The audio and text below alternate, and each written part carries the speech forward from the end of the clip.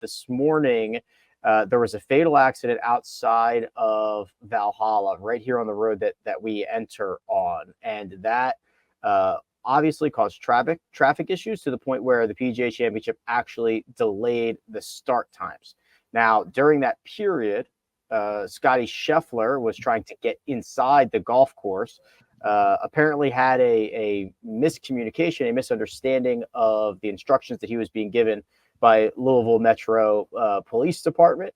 He was trying to enter the grounds. They were telling him to, I guess, not enter the grounds. There was an incident that eventually led to the arrest of the number one player in the world, Scottie Scheffler. He was arrested, he was booked, and he was charged and then released before his tee time. Patrick, let's just start with you. What did your brain say to you when this was all going down this morning? So got up early, hit a little pump, saw the announcement from the PGA that it was going to be delayed. I didn't know the circumstances behind it. Update the tee times on the website, go on my morning walk, and then I see the tweet from ESPN's Jeff Darlington. Breaking news, world number one Scottie Scheffler has been arrested. A police officer attached himself to the car. And I'm like, all right, is this from Tour Golf? TUOR Golf? Is this some sort of prank? Is the onion pulling my leg here? What's going on? So I continue on my walk. I'm like, no way this is true. And then I shoot a couple messages back and forth with KP, and we're like, oh gosh, this is actually real. And so my first thought was, what the hell did Scottie Scheffler just do to get himself into this predicament? But as Greg and I were talking about a little bit beforehand, when you see the lights pop up, when you see the boys in blue come at you, things move fast. I unfortunately can speak from personal experience. Things move fast. You don't really know what to do. You keep your mouth shut. Yes, sir. No, sir. Yada, yada, yada. But you're shaking like crazy out there. And it was reassuring that my experience was somewhat similar to Scottie Scheffler, the world number one, the best player in golf. And my initial thought was, kind of circling back, is no way this is happening right now. Yeah. No way this is happening right now is kind of what Jeff Darlington, who was at the epicenter of all of this from ESPN, was saying. He was right behind Scottie Scheffler. He was trying to diffuse the situation, but at the same time, he was recording it. So he was sending out the video that we saw. And Mark, it is obviously jarring to see the number one player in the world who has the highest level of respect around this tour amongst his peers and colleagues and everybody else being ushered into the back of a police cruiser in handcuffs. Yeah, two things. First off, I would have bet if you had woken, well, this is how I woke up this morning, because we were supposed to be on early relief for ESPN. So our commute is about 30 minutes to the golf course, and so I'd set my alarm for like 6:30. I was going to leave at about 7:30, get there at about 8-ish, and we're on the air at 10 for 2 hours. And so I wake up a little early and I look at my phone, and there's a message from our boss going, hey, there's been a fatal accident. The traffic is insane. It took me 2 hours almost 2 hours to get here, to get on the road as quickly as possible. So I start getting ready. I look at my phone, and then I see the tweet on our team thread about Scottie being arrested. And I would bet my mortgage, if you'd send me that, I would have bet everything I own to say, if there's one guy on the PGA Tour that was not going to get arrested at a PGA Tour event, it would be Scottie Scheffler. And so the whole thing almost seems surreal. And when we got there, there's the group of us there in the office, and we watching this whole thing sort of unfold in real time. And it truly was sort of jarring. It was, like I say, surreal, and not knowing what was going on, because when we got in there, the traffic was flowing a little bit better. But I was trying to pull across the road because there are honestly 3 lines of traffic cones. And I remember on the first day, on Tuesday, when we went out there, Dottie Pepper and I drove through there, and I was like, man, these cones are close together, because I nearly hit one on the way down the hill. And so now we're driving down there. It's raining, and I've got Craig, my spotter, with me in the car. And now I'm extra careful now because there's police everywhere. So I pull up, and the road coming down from the opposite side where Scottie was trying to drive down, it was empty. So I just put on my indicator and I start trying to turn into the premises. And this guy jumps out in the middle of the road, and I get the hands up like this, and I hit the brakes like I was like, holy cow. And I stopped right on the spot. I didn't even back up because everyone was just on such high alert. So it was kind of crazy. I wasn't joking when I'm like, I'll remember this. Look, I've seen some stuff in golf in my 40-something years in golf, but today it wasn't on my bingo card. Let's put it that way. Yeah, so I'll reiterate that. I mean, I've been driving the boys here every morning. We go in the same gate that the players do. The media and the players go in the same gate, and I had the same thought. Mark did earlier in the week. The first time we were there, I was like, I don't know where I'm supposed to be going here. The traffic is you're driving on the opposite side of the road that you're supposed to be on because you're just in these lanes of cones. You have no idea what's happening, and there's a lot going on. There's flashing lights. I could imagine, Greg, in the rain this morning, in the dark this morning, that it would be very easy to have something like this happen. And I think obviously because of the accident that occurred, just everybody was on high alert, like Mark said, and it just escalated very, very quickly. Yes, and of course, thoughts and prayers are with the family of this fatality. I mean, this started with a tragedy, which is important to remember.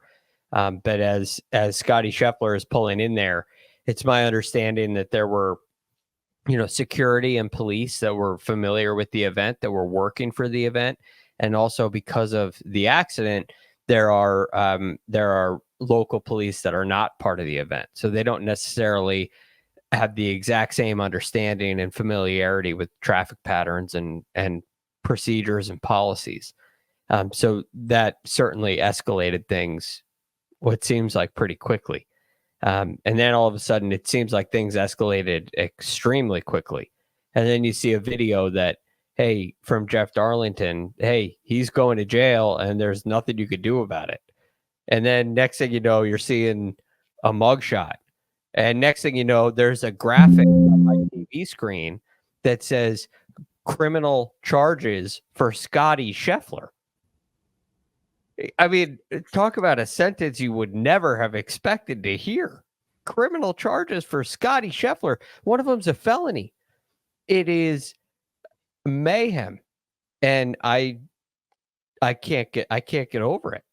I mean, this is so unfathomable.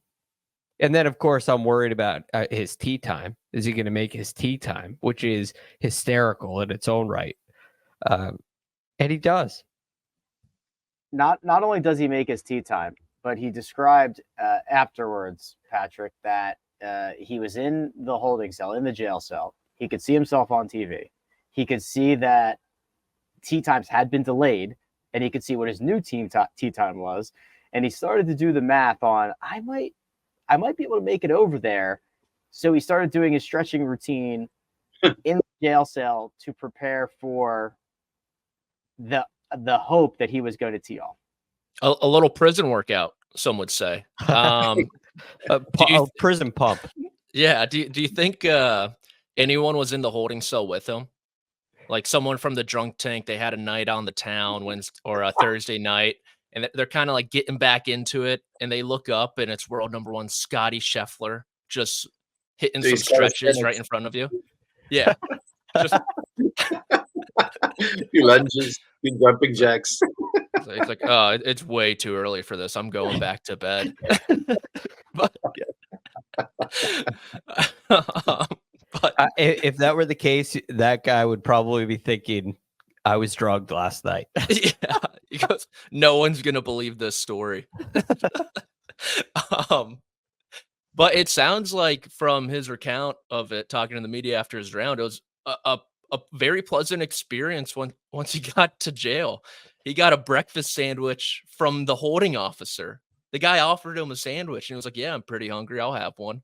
And yeah, then it's like, yeah, the guys were great. He was saying, "Thank you. You guys are," of course, Scottie Scheffler is telling the people who arrested him, like, "Oh, you guys are so good at your job.